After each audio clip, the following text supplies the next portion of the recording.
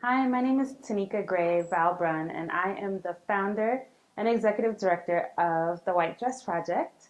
The White Dress Project is important to me because my mother suffered with fibroids all throughout her life. She lost two sets of twins, and I was the only one of her children that made it, and I'm an only child.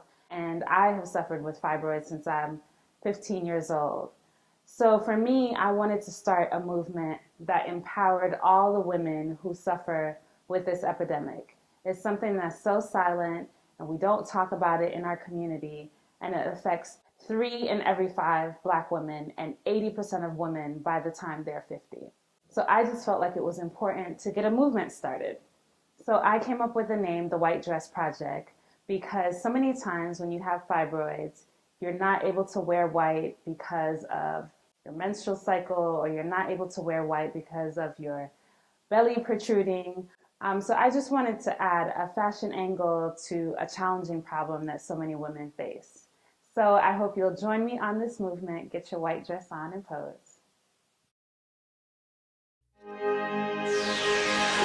Common cause of complications in pregnancy, uterine fibroids. Fibroids grow a lot faster as when a woman's pregnant. Forced to get a hysterectomy. Small fibroid the size of a marble can cause extremely heavy bleeding.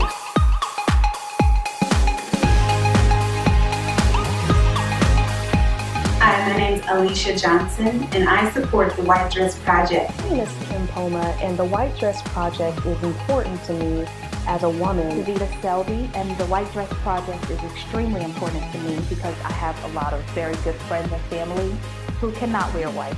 I had fibroids for 14 years before I ever considered that what they could be doing to my body. I know that it's something that primarily affects African American women, and I'd like to be a part of finding out the cure for that.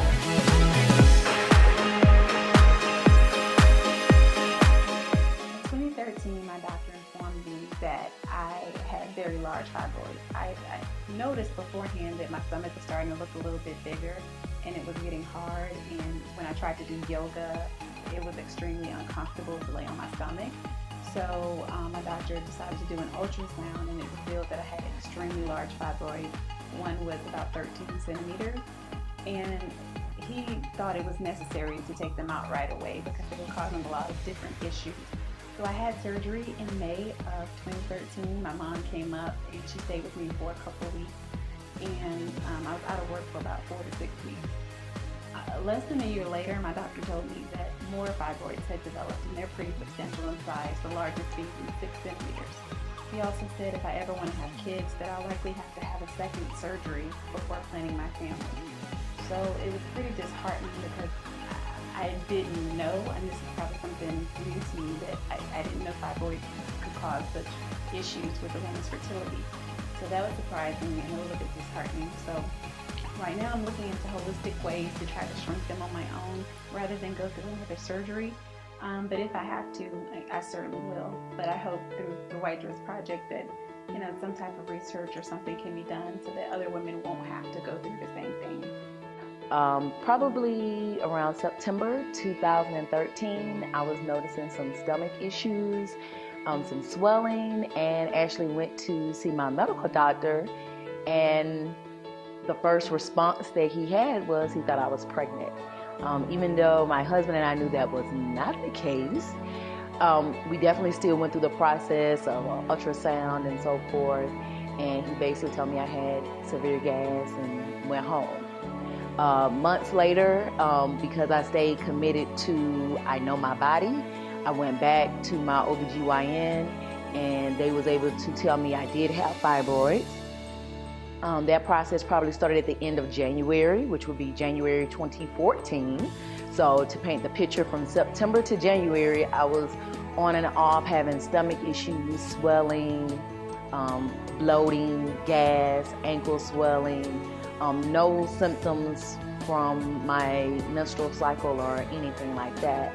And so it was a relief to hear them finally diagnose and say something was wrong, because I knew I wasn't crazy. And I know some people think like, well, why would you want to be diagnosed with something? But when you know your body, you want to make sure, hey, everything is okay. So from that process, I actually had to go get an ultrasound.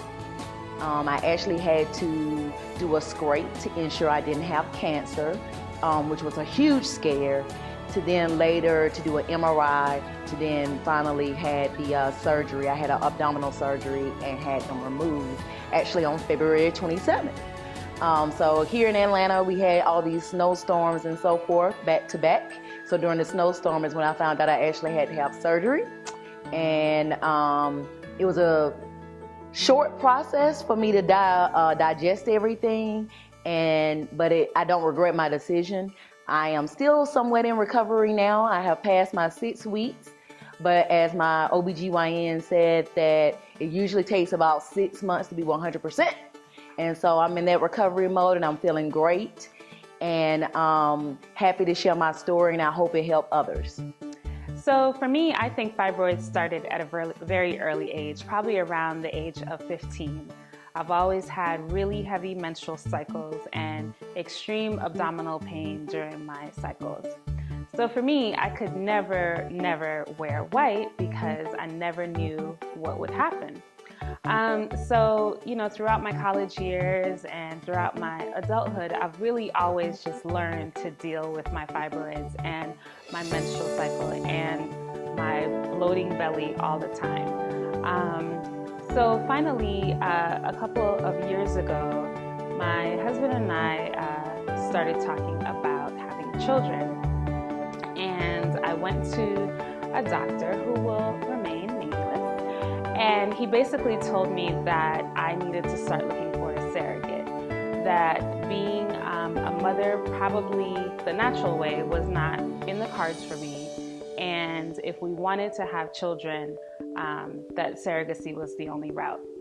A couple months after that, I was devastated by that. And a couple months after, I found a great doctor, Dr. Camille Davis-Williams, and she told me that we were going to work and pray and have this surgery and make sure that I was able to have children. So fast forward to July of 2013, I took some birth control, and in order for me to have the surgery, the plan was that I would take this birth control and then hopefully the fibroids would shrink. So I took the birth control and it exacerbated the problem and made the fibroids degenerate. And needless to say, I had to have emergency surgery the next day. And for me, it was very painful, very frightening. And I felt like my hopes of having children would be over. Dr. Davis-Williams removed 27 fibroids from my body, and I went through about 9 weeks of recovery. So I'm here now on my fertility journey, and hopefully I'll have a little baby soon. So, but to summarize it, it was 10 years, as I said, and 6 major surgeries. 3 of them were fibroid surgeries, and 2 additional ones in that 6 were fibroids complications and that were due to adhesions from blockages that came from the fibroid surgeries. The fibroids then resulted in me having infertility issues, which required that I actually do IVF to pursue becoming a mother. That was not enough though. Once I did do IVF, and I actually had more than 100 days in the hospital combined because of the recovery time on the surgeries that I had. But again, that wasn't enough, because when I did finally get pregnant after my 5th IVF cycle, my baby then had to literally battle the fibroids that still remained in my uterus for her life. So at 21 weeks, they told me that I might want to consider terminating the pregnancy. And as you can imagine, that was a blow after having fought for 10 years fibroids to have a child, and to now hear that there's a possibility that I should consider terminating my pregnancy. However, I can honestly say that our faith would not, my husband and I, our faith would not allow us to give up. So at that point, we started to pray. I mean, we were praying from the beginning, but we had an army of prayers, warriors, who said that they would stand with us stand with us and fight with us for our baby. And that is why we started the Circle of Hope prayer group, to support women who are fighting just like us. So why do I support the White Dress Project? I support the White Dress Project because though we fought 10 years to have our child, we want to see this epidemic conquered so that you don't have to fight the same way we fought. You don't have to have the same battles. I'm happy to report that those 10 years were not in vain. I have an amazing, gorgeous, beautiful miracle baby that has changed our lives. Her name is Mia, which means purpose. And every day she reminds me of God's faithfulness. Every day she reminds me never to quit. And that's my message to you. Never quit. You may know how far you've come, but you don't know how close you really are. So don't let fibroids have the last word.